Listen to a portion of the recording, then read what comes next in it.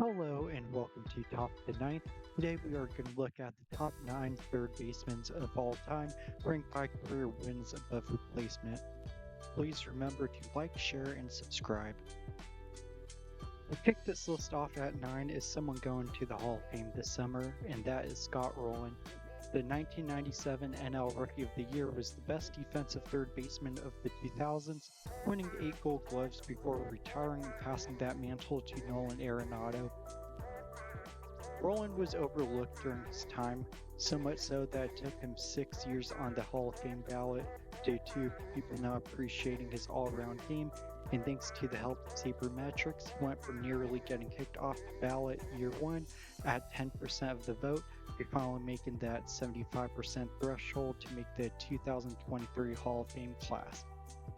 Roland was part of some great Reds teams of the early 2010s, but is remembered for what he did in St. Louis, where they traded for him in 2002 to pair him up with budding star Albert Pujols to form the best corner infield of the decade. They ended up making the World Series in 2004 and winning it all in 2006 together against the Detroit Tigers. Roland has the 6th most defensive WAR at third base all time, while hitting .281 for his career to go along with 316 homers, 8 Gold Gloves, 7 All-Star appearances to finishes with 70.1 career WAR. Number 8 is former Cubs great Ron Santo. A 4-time top 10 MVP finisher, Santo didn't have as long of a career as many greats on this list, having played only 15 seasons, but his peak was as good as anyone in the 1960s. During the 60s, he racked up the 5th most WAR of all players, and him and Ernie Banks were a great 1-2 punch of the corner of the Cubs infield for the decade. Even though they both never once made the postseason in either of their careers, despite having fellow Hall of Famer Billy Williams playing with them the whole decade, they did their part to bring joy to the city of Chicago. Having 3 Hall of Famers in your lineup every day for 11 straight seasons and not making the postseason once really made the curse of the Cubs seem real. Overall, Santo is a Hall of Famer with 9 All-Star teams, 5 Gold Gloves, 342 homers to finish with 70.5 WAR, with 6 straight seasons with 6 or more WAR, with 3 of them having 8.9 WAR or higher. 7th spot is arguably the greatest defender ever, Brooks Robinson, with a 78.4 career WAR. His 16 Gold Gloves are the most all-time by position player, with the next best having 13, and pitcher Greg Maddux only have more Gold Gloves than him. The 1964 AL MVP was for Baltimore Oriole, being their star hitter on the most dominant team of the 60s and early 70s. He helped lead his Baltimore team to 4 World Series appearances in 6 years, winning 2 of them, including the 1970 championship, where Robinson won MVP of the World Series. Robinson is second all-time in games played for Baltimore, behind only Ironman Cal Ripken Jr., and finished his career with the 3rd most defensive WAR all-time, an MVP, 2 World Series titles, and his 18 All-Star appearances are most by a third baseman all-time. The 6th spot is taken up by former number 1 overall pick Chipper Jones. The 1999 NL MVP was the leading hitter for the Braves in the 1990s and 2000s, helping them make the playoffs 11 straight years with him from 1995 to 2005. Jones during those 11 seasons averaged 149 games a year while hitting .303, 30 homers, 32 doubles a season to become one of the most consistent players. In his MVP year of 1999, he batted .319 with 45 homers, 41 doubles, and 25 stolen bases, leading the Braves to 130 wins, eventually losing to the Yankees in the World Series. In total, Jones put up 85.3 WAR with a .303 average, 468 homers in 19 seasons to go down as one of the greatest Braves ever. In 5th is the greatest Kansas City Royal ever, George Brett. The 1980 AL MVP was one of the most competitive players ever and one of the best contact hitters since Ted Williams. The 1980 MVP season he hit .390 for the year, the closest anyone would get to .400 other than Tony Gwynn post Ted Williams. George Brett helped lead his 1985 Royals to the World Series title, winning World Series MVP in which he batted .370 that series. Brett played all 21 years with Kansas City, hitting 3,154 career hits, which is 18th all-time. He is 7th in career doubles with 665, a three-time batting champ. To go with his 13 All-Star appearances, Brett is immortalized in the Hall of Fame and finished with 88.6 career wins above replacement. Fourth place is fellow 3,000 hit member Wade Boggs. He has the second highest career batting average post Ted Williams and Stan Musial with a .328 clip.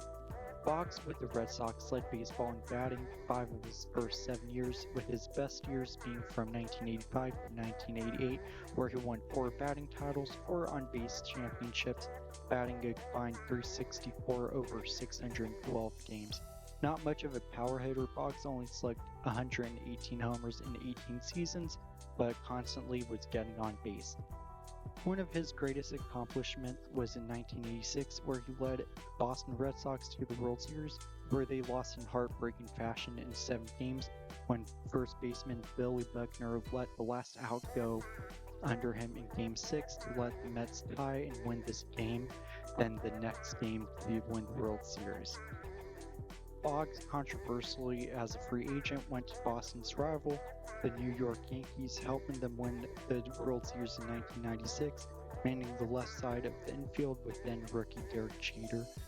After the 1997 season, Boggs went to the newly formed Tampa Bay Rays, becoming their first star player, even though he was 40 at the time to finish out his career. In 6 of his 18 years, Boggs had a WAR above 7.8, but never won an MVP, finished with 81.4 total WAR, 30,010 hits, and become the 4th most valuable third baseman of all time. Starting the top 3 off is the most recent player to appear in the major leagues on this list, Adrian Beltre. One of the most fun-loving players, Beltre got better as he got older. Before his age 31 season in 2010, Beltre had no All-Star appearances and only an MVP runner-up season when he hit 48 homers in 2004. He is better known for his glove. After a year with the Red Sox, Beltre would sign with the Texas Rangers after they just lost the 2010 World Series to the San Francisco Giants. He would go on to become their slugger, usually batting cleanup or 5th, and from 2010 to 2018, he would get 5 top 10 MVP places, 3 Gold Gloves, and 48.9 WAR, all after 31. After he retired in 2018, he had 3,166 hits, 477 homers. He had one of the most sneaky good careers ever, playing exceptional third base defense. He finished with 93.5 career WAR. He is up for the Hall of Fame after the 2023 season and probably will be inducted on the first chance. Runner-up for the best third baseman of all time is Hank Aaron's sidekick from when they played together on the Braves, Eddie Matthews. A great power-hitting threat, he often outslugged Aaron, hitting 30 homers or more in 9 straight seasons. In his first 11 years, Matthews hit 399 homers, which was the most all-time to start their career, until Pujols broke it. Instead of becoming the home run king like he was on his way to, Matthews eventually suffered injury, giving way to Aaron becoming the home run king. Eddie would only play 16 full seasons, being out of baseball just after turning 36, which is the second shortest career on this list, but is still number 2 in career WAR, even with an even 96 career WAR. In a career that once was on pace to be the best power hitter ever, Matthews is still an all-time great with 12 All-Star appearances, 2 World Series titles, and 512 homers to become the second most valuable third baseman ever. Number 1, as many would expect, is Mike Smith of the Philadelphia Phillies, who had 106.8 career WAR. The 8-time NL home run leader played his whole 18 seasons with Philadelphia Phillies, winning 3 MVPs, which is tied for second most all time. He went down in Philadelphia history when he led the Phillies to their first championship ever in the 1980 season, a Phillies franchise at the time that had been around for 97 seasons since 1983 and nothing to show for. Smith brought Philly their only sustained success in their history until the late 2000s and being an all-time great player. Along with his great hitting, Smith achieved 10 Gold Gloves, second Brooks Robinson at third base, and had 12 All-Star appearances to go with the many home run titles and multiple MVPs. His 548 homers are still 16th all-time, but when he retired after the 1989 season, he sat number 7, pre-steroid era.